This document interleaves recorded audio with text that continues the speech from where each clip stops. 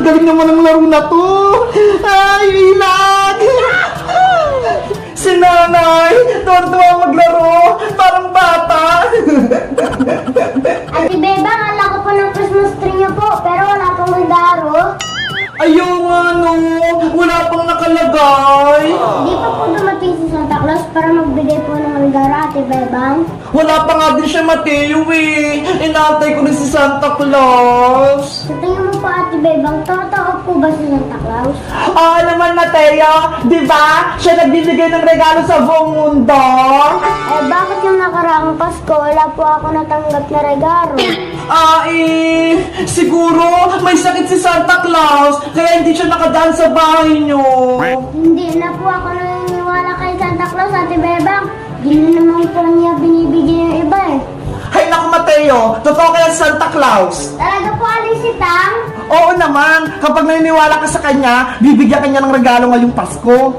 Di ko po, Alisitang, maniniwala na po ako kay Santa Claus. Ang bilis mo nagbago ng isip mo, Mateo. Kanina, hindi ka naniniwala ah. Siyempre po, Ate Bebang, gusto ko po makatanggap ng regalo po sa Pasko. Ako din, gustong gusto ko.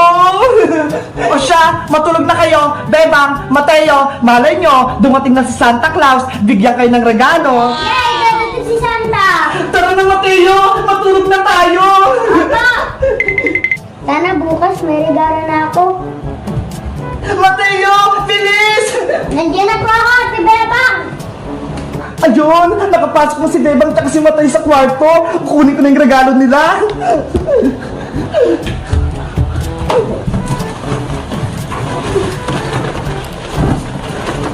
Mabuti na lang, nakabili na ako ng mga regalo. Ilalagay ko na nga sa Christmas tree.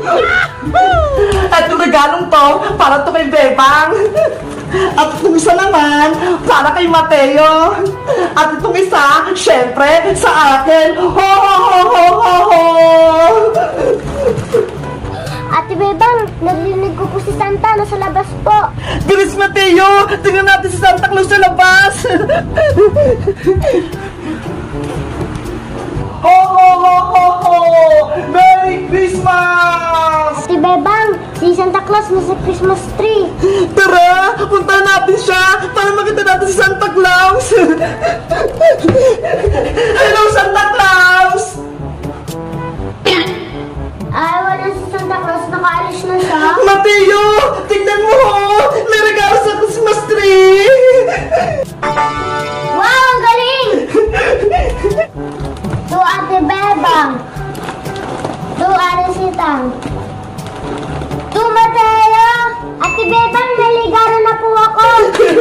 Sabi ko sa'yo, Mateo eh! Totoo si Santa Claus! Binigyan niya tayo ng regalo!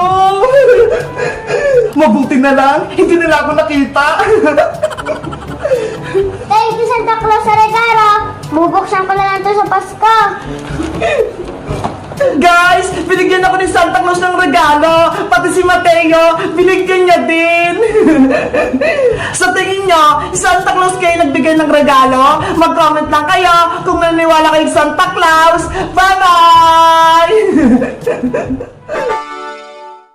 Dapat kumain ka, Bebang, para lumakas ka. O, ito spaghetti, oh. Ayoko, princess. Eh, di wag, akin na lang. Ang sarap.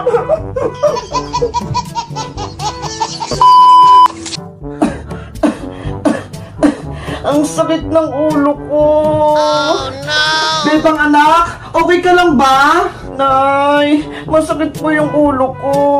Pati po yung katawan ko.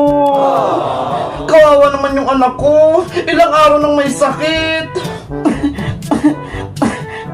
O, ito Bebang, oh. Pinagandaan kita ng pagkain. Kumain ka para may lakas ka. Wow! Ayoko pong kumain, Nay. Wala po akong gana. Paano ko gagalingan kung ayaw mo kumain? Sayang naman yung binili kong spaghetti, pati tinapay, tsaka yung prutas, oh, pati yung royal. Basta, ayoko po. Bukas na lang po ako kakain. O siya, hindi na kita pipilitin. Magpahinga ka ha, para lumakas ka. Opo. Bebang! Bebang! Ay, may may tao sa labas. Wait lang, Bebang ha. Pupuntahan ko lang. Tao po! Bebang! Uy, Princess! Ikaw pala! Magandang gabi po, Aling Sitang! Nasaan po si Bebang? Nasa kwarto si Bebang. May sakit pa siya. Ganun po ba? Ano po pala yung hawak niyo, Aling Sitang? Merienda po ba yan? Pagkain to ni Bebang. Kaso, ayaw niyong kumain eh. Hala, saan naman po yan? Pagkain, masasarap pa naman. Kaya nga eh, pinagandaan ko pa naman siya. Tapos hindi niya lang kinain. Gusto niyo pa, Aling Sitang? Ako na lang kumain yan. Ay, ako na lang magpakain kay Bebang. Talaga, Princess? Pakakainin mo si Bebang? Opo, baka sakaling magpakain ko siya. Sige, ikaw na magpakain kay Bebang para ganahan siya kumain. Akin na po yung tray, Aling Sitang. Oh, ito. Yahoo! Ayos! Ang daming pagkain! O siya, punta mo na si Bebang, Princess. Okay pa! Bebang! Bebang! Bebang! Princess! Bebang, sabi na Aling Sitang, kainin mo raw to para lumakas ka. Ayoko pang kumain, Princess. Wala akong gana. Bakit naman? Ang sarap kaya nitong mga to. Nahilo pa kasi ako eh. Tsaka hindi ako makalunod. Dapat kumain ka, Bebang, para lumakas ka. O, ito spaghetti, oh. Ayoko, Princess. Eh, di wag. Akin na lang. Ang sarap. Ano pa kayang susunod? Ay, ito! Cupcake! Kainin mo! At akin uli! Ang saya ko! May libre ako merienda! Ikaw na lang kumain yan, Prince, lahat! Sige! Ito! May prutas! Wow!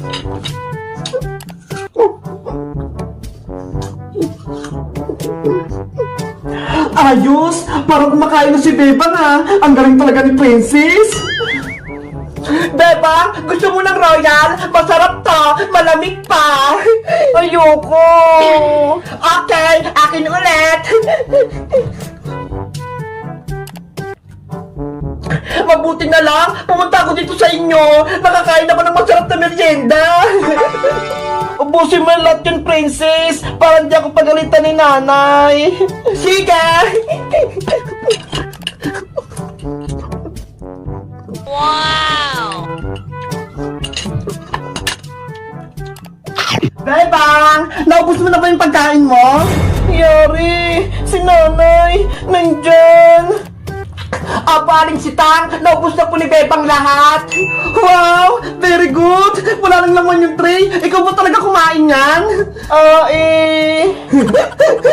Guys! Huwag kayong maingay ha! Ako umubos ng pagkain ni Bebang! Kayo ba? Kapag may sakit kayo, anong binibigay ng mama yung merienda? Mag-comment lang kayo! Bye-bye! Layla, anak! Nasaan ka ba? Magpakita ka sa akin! Ako yung nanay mo, baby Layla! Maring Sonia, si Tere, hinahanap niya pa rin yung anak niya! Kaya nga eh, kawawa naman siya, hindi niya nakita yung anak niya! Nakatakot yung mga nangyayari, may aswang pala dito sa atin, yung baby ni Tere, nawala! Mag-ingat ka, Greta, baka makuha din yung baby mong si Iska! Baby Iska, iingatan kita, siguraduhin kong hindi ka aswangin! Layla! Halika na dito! Padedidein na kita! Aling Greta, totoo po ba yung kwento nyo? Inaswang yung baby ni nanay na si Layla. Oo, Princess, nagulat na lang kami nung nawala yung nanay mo. Nagbuntis siya. Yun pala, kinuha siya ng aswang. Nay, sorry po sa nangyari sa inyo. Ang sama-sama ng ginawa sa inyo ng aswang. Kinuha yung baby nyo. Ayos lang ako, Princess. Nakalimutan ko na lahat. Pero galit na galit pa rin ako sa aswang na kumuha sa baby Layla ko. May kapatid po pala ako, si Ate Layla, kaso hindi siya lumaki. Oo, pasensya na kung di ko nakwento sa'yo. Princess, makinig ka sa susunod kong kwento, malalaman mo na yung totoo mong pagkatao. Opo, Aling Greta. Dahil iniswang si Maring Tere at nawala yung kanyang baby, hiniwalayan siya ng asawa niyang si Oscar. Oscar! Asawa ko! Baby Layla! Nasaan na kayo? Tere! Tumigil ka na sa paghahanap! Wala nang asawa at anak mo! Sino ka? Ikaw ba'y kasuhan na kumuha sa anak ko? Magnanakaw ka siguro, no? Maring Tere, ako to si Greta, kaibigan mo! Hindi mo ba naalala? Isang aswang! Umalis ka rito! Greta, nababalo na si Tere. Hindi niya kinayang pagsubok niya sa buhay. Bakit pa kasi iniwalan siya ni Oscar kung kailan may pinagdadaanan si Maring Tere? Ewan ko ba sa lalaking yun? Hindi man lang niya ilagaan si Tere. Hoy, kayong dalawa, mga marites kayo, mga salot kayo, pinagkwentan niyo yung buhay ko, umalis kayo rito! Oh no! Tere! Wag! Ay! Nababasa ako! Naku, Greta! Siska! Baka mabasa! Itago mo! Tama na, Tere! Isusubo kayo sa mga pulis! Mga chismosa kayo! Layla, anak! Nasaan ka na? Natimpla ko na yung gatas mo! Magdede ka na! Sonya! Habulin mo si Tere! Baka saan mapunta? Baka mawala siya! Ayoko, no? Baka saktan ako ni Tere, Greta! Hay, dalawang babae! Narinig ko kayo! Ayan na naman siya! Lagot! Maring Greta, Maring Sonya, nakita niyo ba yung anak kong si Layla? Pati yung asawa kong si Oscar?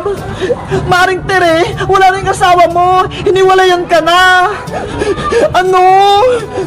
Pati yung anak mo si Layla, wala na siya, ginawa na siya ng aswang, kailangan mo nang tanggapin. Hindi yan totoo, nagsisinungaling lang kayo, gumagawa lang kayo ng kwento, buhay pa yung anak ko si Layla. Tere, tanggapin mo na yung katotohanan para hindi ka na tuluyang mabaliw. Hindi ako baliw, baka ikaw yung babaeng pangit. Layla ko, nasaan ka na? Aling Greta, tigilan niyo na po yung kwento. Hindi ko na kaya. Naawa na ako kay nanay. Sigurado ka, Princess? Hindi na ako magkukwento? Guys, itutuloy pa ba yung kwento? Gusto niyo bang malaman kung anong totoong nangyari kay nanay? Mag-comment lang kayo para sa part 5. Bye-bye!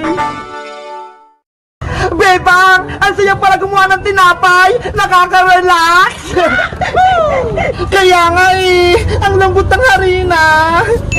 Sana gumana itong gagawin nating tinapay para may merienda tayo! At sana, masarap yung gagawin nating tinapay para mabusog ako! Oo naman, Iska, Princess! Makagawa tayo ng tinapay! Tsaka, pwede natin itong kainin! Marinis naman kasi yung ginagawa natin eh! Sa tingin mo, Bebang, pwede na kaya itong ginawa kong do? Ayos na yun, Iska! Pwede na natin ilagay sa oven para makaluto na tayo! Yay! Magluluto na kami ng tinapay! Etong tinapay ko ang unang lulutuin! Sige, mauna ka na! Mamaya na kami ni Princess! Ayos! Sana maluto sa oven tong tinapay ko!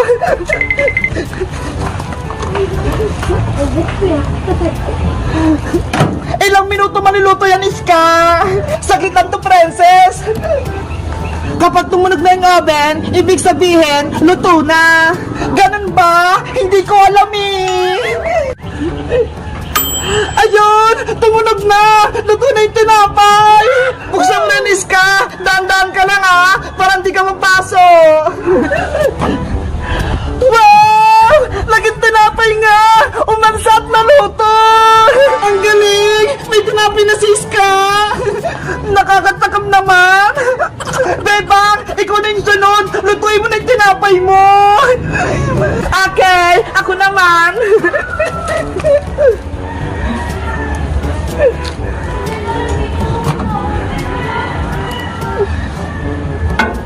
Bilisan mo naman, Bebang! Eto na! Minamadali naman ako dito ng Princess! Sana maluto tong tinapay ko! Sigurado, maganda din yung tinapay mo, Bebang!